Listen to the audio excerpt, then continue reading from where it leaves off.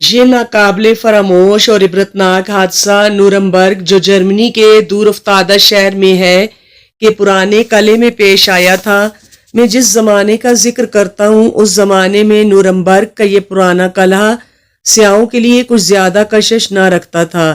دوسری جنگ عظیم کے دوران نازیوں نے نورمبرگ کو بڑے پیمانے پر استعمال کیا، اس لیے اس کی شہرت دور دور تک پھیل گئی، اور جب سیر و سیاحت سے دلچسپی رکھنے والوں کو پتہ چلا کہ نورمبرگ میں 12ویں صدی عیسوی کی عمارتوں کے آثار موجود ہیں تو وہ اسے دیکھنے کے لیے جوک در جوک آنے لگے۔ ان دنوں ہم میاں بیوی ہنی مون ٹرپ پر یورپ کے کئی ملکوں کی سیر کرتے ہوئے ایک روز فرینکفرٹ کے ریلوے اسٹیشن پر اترے تو ہماری ملاقات اوچیسن سے ہوئی۔ وہ خوبصورت نوجوان امریکی سیاح تھا جس نے ہم سے گہری دوستی کر لی۔ نورمبرگ کا قلعہ دیکھنے کی تجویز بھی اسی نے پیش کی تھی، اور میری بیوی ایملیا جسے ایسی عمارت دیکھنے کا ازحد شوق تھا وہ فوراً آمادہ ہو گئی۔ نورمبرگ کا ایک حصہ پرانا شہر کہلاتا ہے اور دوسرا حصہ نیا شہر۔ پرانا شہر تمام تر قرون وسطی کے رومن فن تعمیر کا بہت اچھا نمونہ ہے۔ یہاں شہر کے چاروں طرف بلند فصیل ہے جس میں 4 بڑے بڑے دروازے اور 128 سیڑھیاں ہیں۔ اسی مقام پر سرخ پتھروں کا بنا ہوا وہ عظیم الشان قلعہ واقع ہے جس کے ایک کمرے میں یہ عبرتناک حادثہ پیش آیا تھا۔ یہ قلعہ سب سے اونچی چٹان پر تعمیر کیا گیا ہے، اس لیے شہر کا نظارہ بڑی آسانی سے کیا جا سکتا ہے۔ قلعے کی شمالی فصیل کے ساتھ ساتھ ایک بہت گہری کھائی، رومن بادشاہوں کے عہد حکومت میں یہ کھائی پانی سے بھری رہتی تھی۔ مجھے بتایا گیا تھا کہ اکثر مجرموں کو جب اذیتیں دے کر ہلاک کیا جاتا تو اس کے بعد لاشوں کو کھائی میں پھینک دیا جاتا تھا۔ اب اس خشک کھائی میں یہاں کے گورنر نے درختوں، پودوں اور پھولوں کی بہت سی قسمیں لگوا دی تھیں۔ فصیل سے اس کی گہرائی اندازاً 50-60 فٹ ہوگی۔ دائیں جانب قلعے میں کمرے بنے ہوئے تھے جن میں پہرے دار رہا کرتے تھے، اور انہی کے درمیان قلعے کا اہم کمرہ بنا ہوا تھا۔ یہ وہ کمرہ تھا جو سینکڑوں آدمیوں کی جان لے چکا تھا۔ اسی کمرے میں وہ عجیب و غریب مشینیں رکھی ہوتی جن کی مدد سے یہاں بادشاہ مجرموں کو ایسی ہولناک سزائیں دیتے تھے کہ آج بھی انہیں سن کر رونگٹے کھڑے ہو جاتے ہیں۔ ہم نے فیصلہ کیا کہ پہلے پورے قلعے کی سیر کر لیں، اس ہیبتناک کمرے کو آخر میں دیکھیں۔ اسی دوران میں ہم تینوں فصیل کے قریب جا کھڑے ہوئے اور جھک کر کھائی میں لگے ہوئے پھولوں کے تختوں اور درختوں کو دیکھنے لگے۔ ہم نے دیکھا سیاہ رنگ کی ایک بڑی بلی فصیل کے نیچے دھوپ میں آرام سے لیٹی تھی۔ اس کا بچہ جس کا رنگ بھی سیاہ تھا قریب ہی کھیل رہا تھا۔ اسے اس کھیل میں بڑا مزہ آ رہا تھا۔ چند منٹ تک ہم تینوں نہایت دلچسپی سے یہ تماشا دیکھتے رہے۔ پھر یکایک امریکی نوجوان نے قریب پڑا ہوا ایک پتھر اٹھایا اور ہنس کر بولا، میں یہ پتھر ان کے قریب پھینکتا ہوں، وہ دونوں حیران ہوں گے کہ یہ پتھر کہاں سے آن گرا۔ میں یہ پتھر ان کے قریب پھینکتا ہوں، وہ دونوں حیران ہوں گے کہ یہ پتھر کہاں سے آن گرا۔ ہم نے اسے روکتے ہوئے کہا، کہیں تم اس پیارے سے ننھے بچے کو زخمی نہ کر دو۔ اس امریکی نے پتھر نیچے پھینکا۔ وہ وزنی پتھر تیزی سے نیچے گیا اور بلی کے معصوم بچے کے سر پر جا لگا۔ اس کا ننھا سا سر پھٹ گیا اور بیجا باہر نکل آیا۔ چند سیکنڈ تک تڑپنے کے بعد وہ وہیں ٹھنڈا ہو گیا۔ ایک لمحے کے لیے ہماری سوچنے اور سمجھنے کی قوتیں بیکار ہو گئیں۔ میری بیوی کا تو خوف کے مارے چہرہ بھی زرد پڑ گیا تھا۔ پتھر گرتے ہی سیاہ بلی نے سر اٹھا کر ہماری جانب دیکھا۔ اس کی بڑی بڑی سبز آنکھیں یکدم انگاروں کی مانند سرخ ہو گئیں اور اس کا جبڑا بھیانک انداز میں کھل گیا۔ اس نے اپنی شعلہ بار نگاہیں اوچیسن پر جما دیں۔ سیاہ بلی نے پلٹ کر اپنے تڑپتے ہوئے بچے کی جانب دیکھا۔ اس کی چھوٹی چھوٹی ٹانگیں کانپ رہی تھیں اور سر کے خون نے اس کا سارا جسم لت پت کر دیا تھا۔ بلی کے حلق سے ایک دردناک چیخ نکلی۔ وہ اچھل کر اپنی جگہ سے اٹھی اور نہایت محبت سے اپنے مرے ہوئے بچے کا جسم چاٹنے لگی۔ اس کا جبڑا اپنے بچے کے تازہ خون میں بھر گیا۔ جب اس نے منہ کھولا تو اس کے لمبے سفید چمکتے ہوئے دانت دیکھ کر میرا کلیجہ بھی حلق میں آ گیا۔ اس کے نوکیلے ناخن بھی پوری طرح باہر نکلے ہوئے تھے۔ اس وقت وہ جوش اور انتقام کا ایسا نمونہ بن گئی تھی کہ بیان کرنے کے لیے میرے پاس الفاظ نہیں۔ چند لمحے تک غضبناک نظروں سے امریکی کو تکتی رہی، پھر پوری قوت سے دوڑتی ہوئی آئی اور قلعے کی پتھریلی دیوار پر چڑھنے کی کوشش کرنے لگی۔ اس کے حلق سے اب غراٹوں اور چیخوں کی دلدوز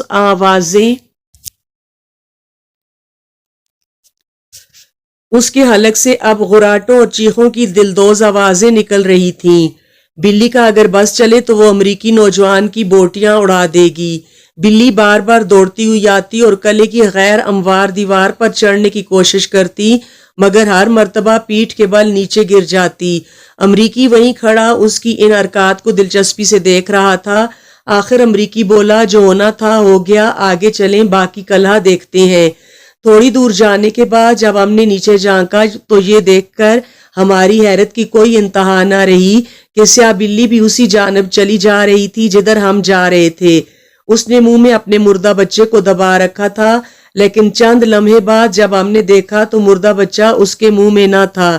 بلی نے شاید اسے کسی جگہ چھپا دیا تھا۔ پھرتے پھرتے آخر کار ہم قلعے کی سب سے مشہور اور ہیبتناک جگہ پر پہنچ گئے، جہاں 900 سال پہلے مجرموں اور جاسوسوں کو اذیتیں دے دے کر ہلاک کیا جاتا تھا۔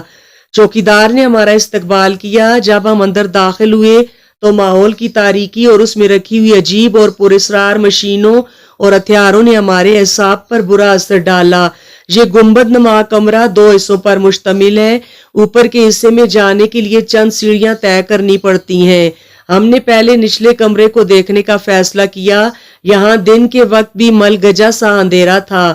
اس کی دیواریں بہت چوڑی اور موٹی تھیں اور کمرے میں اوپر کی جانب کوئی روشن دان نہ ہونے کے باعث روشنی اور ہوا آنے کا کوئی امکان نہ تھا۔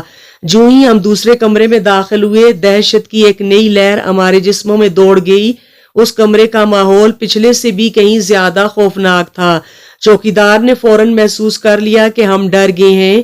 اس نے جلدی سے ایک موم بتی جلائی۔ اب ہم آسانی سے یہاں رکھی ہوئی چیزوں کو پہچان سکتے تھے۔ چاروں طرف دیواروں کے ساتھ ساتھ طرح طرح کی تلواریں، کلہاڑے، نیزے اور خنجر لگے ہوئے تھے۔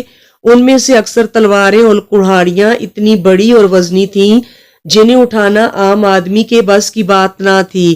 غالباً گرانڈیل حبشی جلادوں کے استعمال میں آتی تھیں۔ ان ہتھیاروں کے قریب ہی پرانی سیاہ لکڑی کے بہت بڑے بڑے کندے بھی پڑے دکھائی دیے، جن پر جا بجا کسی روغن کے دبے جمے ہوئے تھے۔ چوکیدار نے ہمیں بتایا کہ لکڑی کے یہ وہ کندے ہیں جن پر مجرموں کو لٹا کر ان کی گردن کاٹی جاتی تھی۔ ہم نے جھک کر ان کندھوں پر تلواروں کے گہرے نشان بھی دیکھے۔ کمرے کے ایک حصے میں وہ تمام چھوٹی بڑی مشینیں یکجا رکھی تھیں جو مجرموں اور جاسوسوں کو اذیت پہنچانے کے لیے استعمال کی جاتی تھیں۔ یہاں ہم نے ایک کرسی دیکھی جس کی نشست پر لوہے کی لمبی لمبی اور نہایت ہی نوکیلی سلاخیں لگی تھیں۔ یہ موت کی کرسی ہے۔ اس پر مجرم کو بٹھا دیا جاتا تھا اور یہ سلاخیں اس کے گوشت میں پیوست ہو جاتی تھیں۔ ایسا مجرم کئی دن جان کنی کی حالت میں مبتلا رہنے کے بعد مرتا تھا۔ اس کرسی کے علاوہ متعدد قسم کے شکنجے بھی موجود تھے جن میں انسانی جسم کو اس طرح جکڑا جا سکتا تھا کہ ذرا بھی جنبش نہ کر سکے۔ لوہے کی چھوٹی بڑی پٹیاں، لوہے کے جوتے، سر اور گردن کو جکڑنے والے شکنجے اور آہنی خول جو بھیجے کو کھوپڑی سے باہر نکال سکتے تھے۔ کمرے میں گھومتے ہوئے ہم ایک بڑی سی آہنی مشین کے قریب پہنچے جس کی عجیب و غریب ساخت نے امریکی نوجوان کو بہت متاثر کیا۔ یہ مشین ایک عورت کے مجسمے سے مشابہ تھی۔ اس کے عین وسط میں کچھ اوپر اٹھا ہوا ایک بڑا سا آہنی کڑا تھا جس میں موٹا سا رسا بندھا تھا۔ اس رسے کا دوسرا سرا ایک ستون سے بندھا ہوا تھا۔ چوکیدار نے ہمیں بتایا کہ اس مشین کو آئرن ورجن کہتے ہیں۔ اذیت دے کر ہلاک کرنے کے لیے اس مشین سے زیادہ بہتر اور کوئی مشین نہیں۔ یہ برسوں تک خون میں نہا چکی ہے اور اب بھی اس کے ایک ایک حصے پر خون کی جمی ہوئی تہ آپ دیکھ سکتے ہیں۔ چوکیدار نے ستون سے بندھا ہوا موٹا رسا کھولا اور پوری قوت سے اسے کھینچنے لگا۔ اب ہم نے حیرت سے دیکھا کہ مشین کے اوپر بنا ہوا ایک چھوٹا سا دروازہ گڑگڑاہٹ کی سی آواز کے ساتھ آہستہ آہستہ اوپر اٹھنے لگا۔ یہ آہنی دروازہ بہت بھاری تھا کیونکہ اسے کھینچتے ہوئے بوڑھا چوکیدار جلد ہی آنپنے لگا۔ تاہم اس نے دروازہ پوری طرح اوپر اٹھا دیا جس پر بہت سی نوکدار سلاخیں لگی ہوئی تھیں۔ ہمیں مشین کے اندر دیکھنے کا اشارہ کیا۔ آہنی دروازہ اٹھنے کے بعد مشین کے اندر اتنی جگہ تھی جس میں ایک آدمی آسانی سے لیٹ سکتا تھا۔ ملزم کے ہاتھ پیر باندھ کر اس مشین کے اندر خالی جگہ میں لٹا دیا جاتا تھا۔ لوہے کے اس سلاخدار دروازے کو آہستہ آہستہ نیچے گرایا جاتا۔ بد نصیب قیدی جب ان خون اشام سلاخوں کو اپنی آنکھوں اور جسم کی طرف بڑھتے دیکھتا تو موت کے لرزہ خیز خوف سے جرم کا اقبال کر لیتا اور سارے راز اگل دیتا۔ لیکن بعض ایسے مجرم بھی ہوتے جو اس حالت میں بھی زبان نہ کھولتے تو رسے کو فوراً چھوڑ دیا جاتا۔ یہ آہنی دروازہ پوری قوت سے نیچے گر جاتا اور سلاخیں قیدی کے تمام جسم میں پیوست ہو جاتی۔ وہ آنن فانن موت سے ہمکنار ہو جاتا۔ امریکی نے کہا، میں خود 1 منٹ کے لیے اس مشین کے اندر لیٹ کر دیکھنا چاہتا ہوں کہ لوہے کا یہ سلاخ دار دروازہ کس طرح آہستہ آہستہ نیچے آتا ہے۔ پھر وہ چوکیدار سے مخاطب ہوا، اب لپک کے ایک رسی سے میرے ہاتھ پاؤں باندھ کر اس مشین پر مجھے لٹا دو تاکہ میں اس تجربے کا وہی مزہ پا سکوں جو پرانے زمانے کے مجرموں کو ملتا تھا۔ بوڑھے چوکیدار کو پہلی مرتبہ اس معاملے کی نزاکت کا احساس ہوا۔ اس نے گھبرا کر کہا، جناب آپ یہ حرکت نہ کریں، اس میں جان کا خطرہ ہے۔ فرض کیجئے اگر رسہ میرے ہاتھ سے چھوٹ گیا تو امریکی نے جوش میں آ کر کہا، بڑے میاں تمہیں زیادہ دیر تک رسہ پکڑنے نہیں پڑے گا، بس 1 یا 2 منٹ کا کام ہے، اس کے بعد میرا دوست مجھے مشین سے باہر نکال لے گا، تم فکر نہ کرو۔ اچھا صاحب، جس طرح آپ کہتے ہیں کرتا ہوں۔ چوکیدار باہر گیا اور پتلی رسی کے 2 لمبے لمبے ٹکڑے لے کر آیا اور پہلے اس نے اوچیسن کے دونوں ہاتھ پشت کی طرف باندھ دیے اور پیر باندھنے والا تھا کہ اوچیسن نے کہا، تم مجھے اٹھا کر اس مشین کے اندر لٹا نہیں سکو گے، اس لیے میں خود اس میں داخل ہو جاتا ہوں، بعد ازاں تم میرے پیر بھی باندھ دینا۔ یہ کہہ کر وہ اٹھا اور مشین کے اندر داخل ہو کر لیٹ گیا۔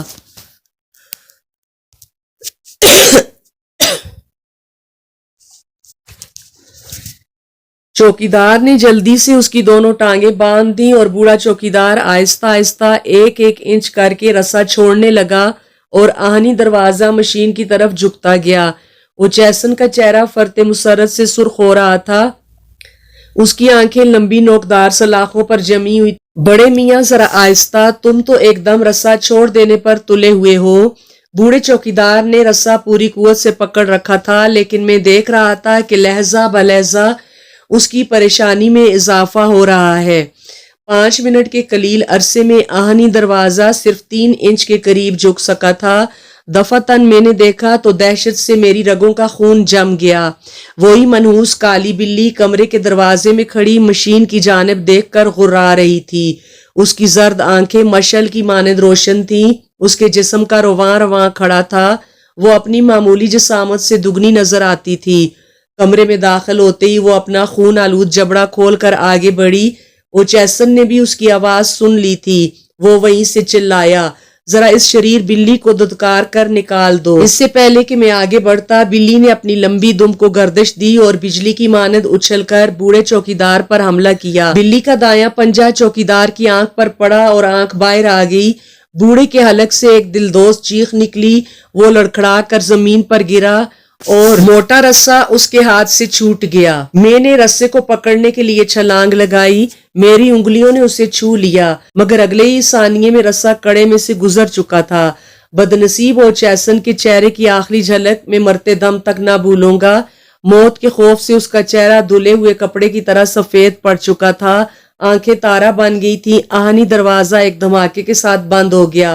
اوچیسن کے منہ سے آواز تک نہ نکل سکی۔ امریکی نوجوان کی بھیانک موت کا تصور خود میرے لیے جان لیوا تھا۔ جب میں کمرے میں گیا تو بوڑھا چوکیدار تکلیف کی شدت سے زمین پر لوٹ رہا تھا، اس کا چہرہ اور کپڑے خون میں تر ہو چکے تھے۔ میں نے رسہ پکڑ کر پوری قوت سے مشین کا آہنی دروازہ اٹھایا۔ اوچیسن کا حال دیکھ کر میری روح لرز گئی۔ لوہے کی سلاخیں اس کی کھوپڑی، سینے اور پسلیوں کو توڑ کر باہر نکل گئی تھیں۔ دروازہ اوپر اٹھتے ہی اوچیسن کا مردہ اور مسخ شدہ جسم پرشور آواز کے ساتھ کمرے کے فرش پر گرا۔ وہ منحوس سیاہ بلی جو ابھی تک موجود تھی اس کی جانب لپکی اور اوچیسن کے جسم سے نکلے ہوئے خون کو بڑی رغبت سے چاٹنے لگی۔ میں نے جھپٹ کر وہاں رکھی ہوئی بہت سی تلواروں میں سے ایک تلوار اٹھائی اور بلی کے 2 ٹکڑے کر دیے۔ یہ ایک ماں کا انتقام تھا۔ عقل و شعور سے عاری مخلوق کو بھی اولاد کا دکھ اور انتقام خونخوار بنا دیتا ہے۔